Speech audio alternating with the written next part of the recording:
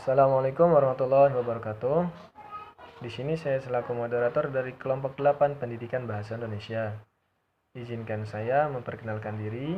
Nama saya Adi Suhadi dengan NPM 201303163 beserta beberapa rekan diantaranya yaitu Anggun Lestari dengan NPM 201303111.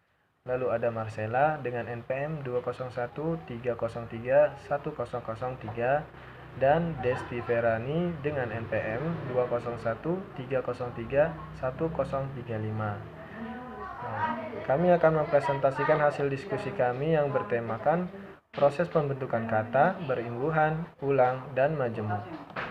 Mari kita masuk ke materi yang pertama, yaitu pengertian kata. Kata adalah suatu unit dari suatu bahasa yang mengandung arti dan terdiri dari satu atau lebih morfem.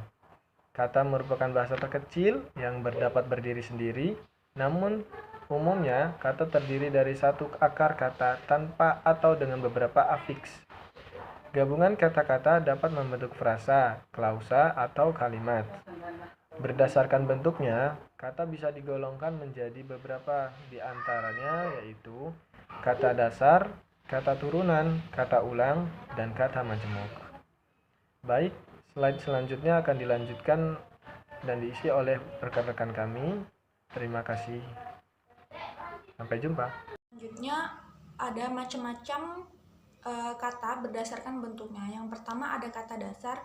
Kata dasar adalah kata yang menjadi dasar pembentukan atau dapat dikatakan sebagai kata yang belum mendapatkan imbuhan. Ciri-ciri dari kata dasar yang pertama, di dalam kata dasar tidak terdapat imbuhan. Yang kedua, tidak terdapat perulangan kata. Yang ketiga, tidak terdapat kata dasar lain. Yang keempat, tidak terdapat persenyawaan kata. Contohnya duduk, datang, makan, dan minum.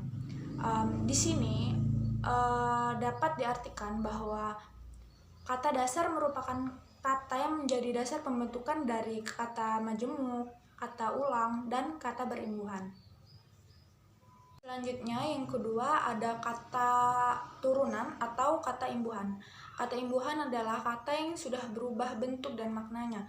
Perubahan ini terjadi karena kata-kata tersebut sudah diberi awalan, akhiran, sisipan, ataupun awalan akhiran.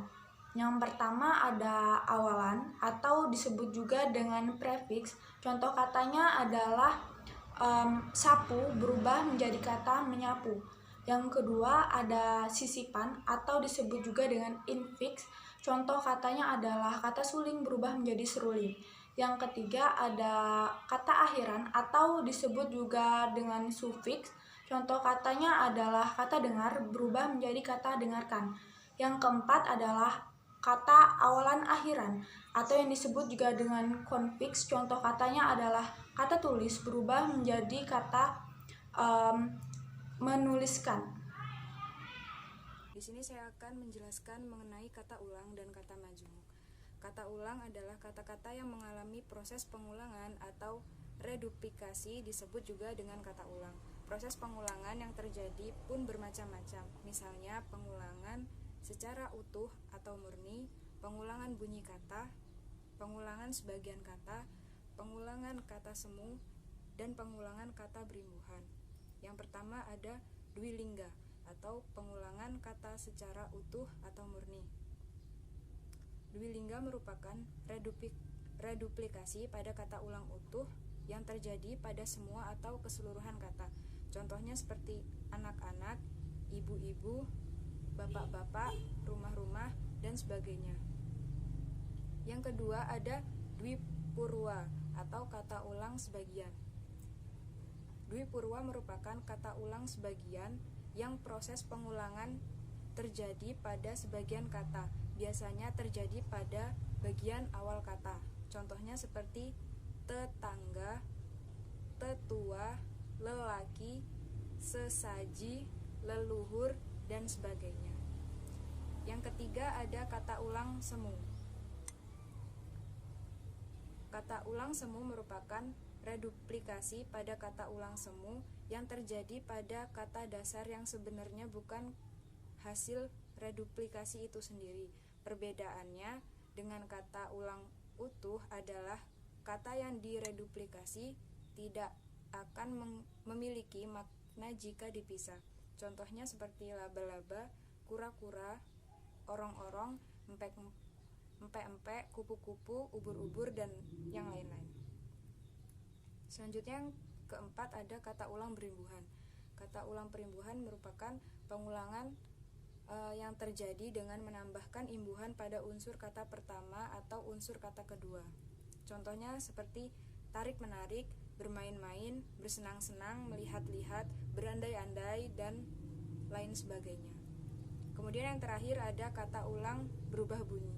Kata ulang berubah bunyi merupakan reduplikasi bentuk yang terjadi akibat pengulangan bunyi pada unsur pertama maupun unsur kedua dalam kalimat. Contohnya seperti gerak-gerik, sayur-mayur, warna-warni, teka-teki, sayur-mayur, utak-atik, dan yang lain sebagainya. Kemudian selanjutnya ada kata majemuk. Kata majemuk merupakan proses pembentukan kata melalui penggabungan dua buah kata yang menimbulkan suatu kata baru. Permajemukan kata juga dapat diartikan sebagai proses penggabungan kata dengan kata kata dengan pokok kata atau pokok kata dengan pokok kata yang menghasilkan makna baru secara khusus. Penggabungan kata dengan kata misalnya pada kata rumah sakit.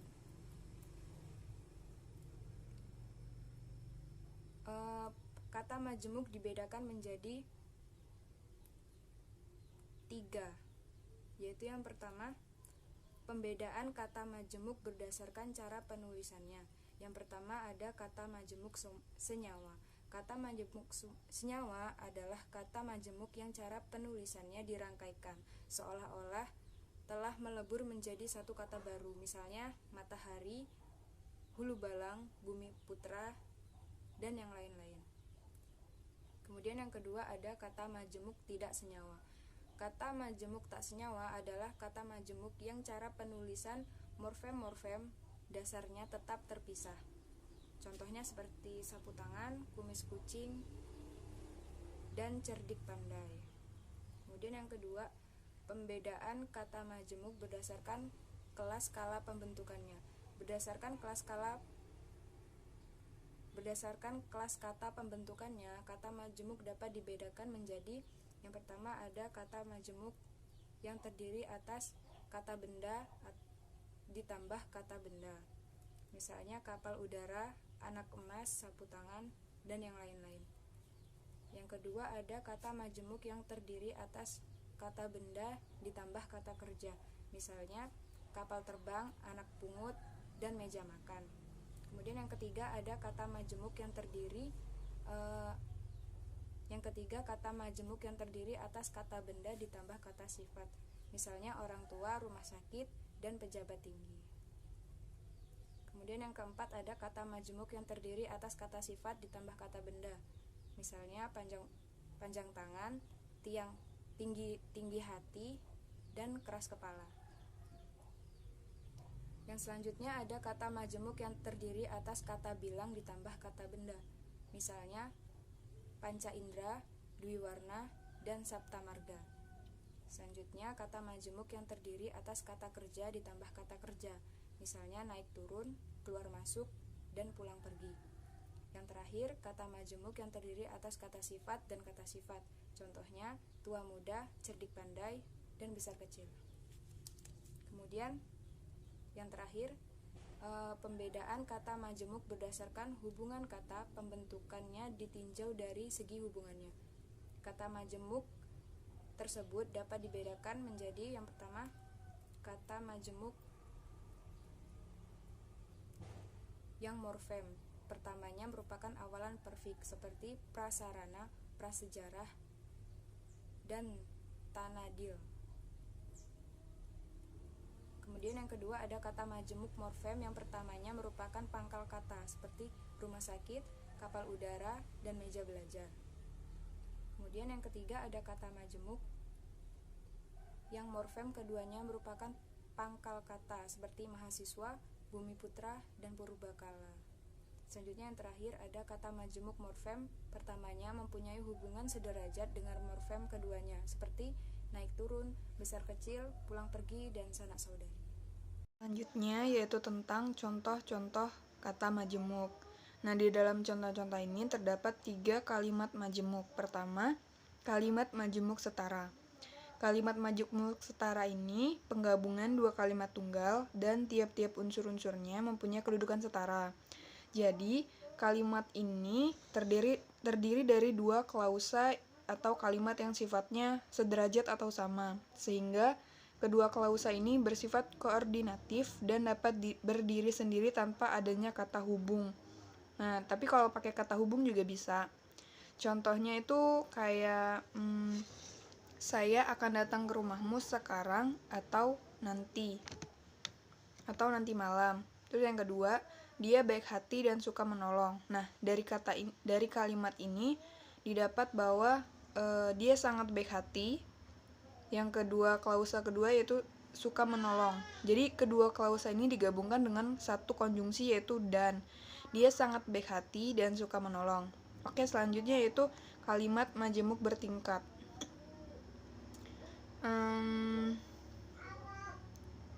Kalimat majemuk bertingkat ini adalah memperlihatkan berbagai jenis hubungan semantis antara klausa yang membentuknya. Jadi kalimat majemuk bertingkat ini kalimat yang memiliki lebih dari satu klausa dan hubungan antara klausa tidak sederajat atau kadang nggak sama maknanya. Artinya kedua klausa tidak dapat berdiri sendiri. Nah, kemudian contohnya, saya mengerjakan pekerjaan itu sampai larut malam. Itu klausa pertama. Klausa keduanya, besok pagi dapat mengumpulkannya.